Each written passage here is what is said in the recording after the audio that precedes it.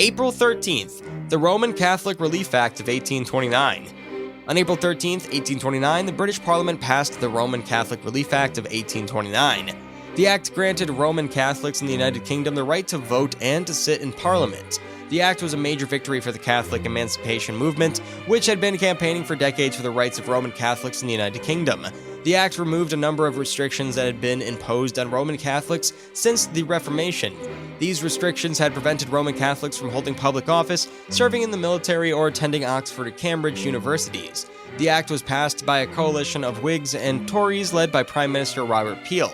Peel, a Protestant, had been a strong supporter of Catholic emancipation. The act was met with mixed reactions. Some people welcomed it as a step towards religious equality, while others opposed it as a threat to the Protestant establishment. 1849, the Hungarian Declaration of Independence.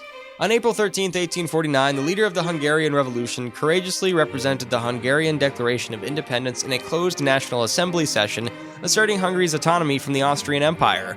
Despite the risks, this bold move ignited patriotic fervor and garnered widespread support for the revolution. The declaration symbolized the end of a centuries under Austrian rule, establishing Hungary as a sovereign nation with its own government, laws, and army. Passed on unanimously, it triggered the Hungarian-Austrian War and significantly weakened Austrian influence in Central Europe, marking a pivotal moment in Hungary's pursuit of independence. 1861, the surrender of Fort Sumter. On April 13, 1861, Union forces commanded by Major Robert Anderson surrendered Fort Sumter to Confederate forces under General P.G.T. Beauregard, inaugurating the American Civil War. Located in Charleston Harbor, South Carolina, the fort endured a 34-hour bombardment leading to significant damage.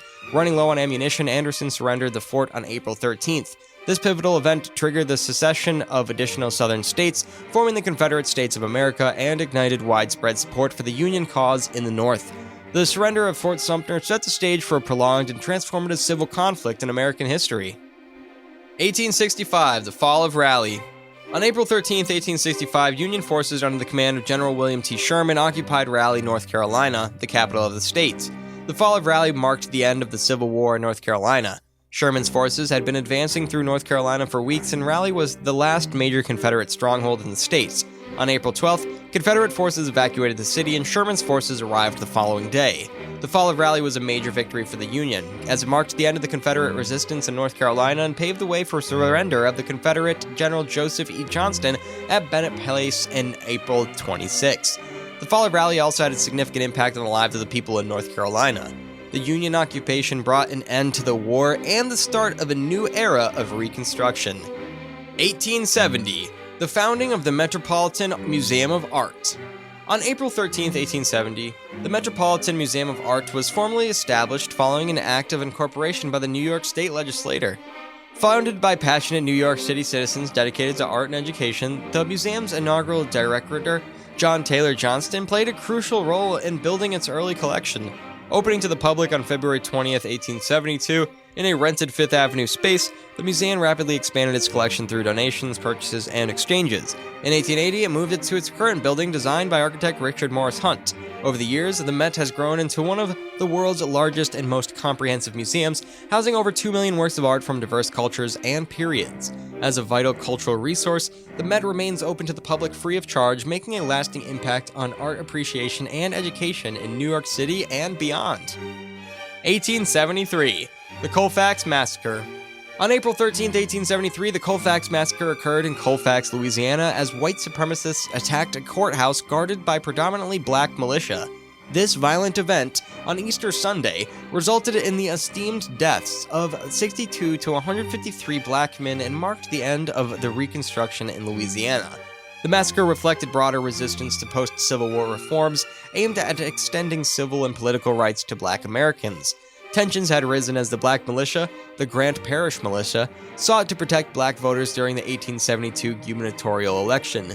The white mob, including former Confederate soldiers and Ku Klux Klan members, overpowered the militia in a tragic episode that shocked the nation. The Colfax Massacre contributed to the decline of federal support for Reconstruction, impacting its trajectory and emphasizing the ongoing struggle for justice and equality. 1876, Ottoman Empire declares state bankruptcy.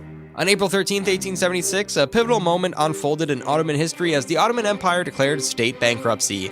The financial downfall had been foreshadowed 6 months earlier, when on October 6, 1875, the Ottoman government had reduced interest payments on its foreign debts by half. The declaration of state bankruptcy marked a profound economic crisis for the Ottoman Empire, reflecting the challenges it faced in managing its finances. The empire had struggled with mounting debts, exacerbated by military conflicts, administrative inefficiencies, and a changing global economic landscape. The decision to reduce interest payments earlier in October 1875 hinted at the impending financial turmoil, and the formal declaration of bankruptcy on April 13, 1876, underscored the severity of the Ottoman Empire's economic predicament. The event had far-reaching consequences, affecting not only the empire's domestic affairs but also its standing on the international stage.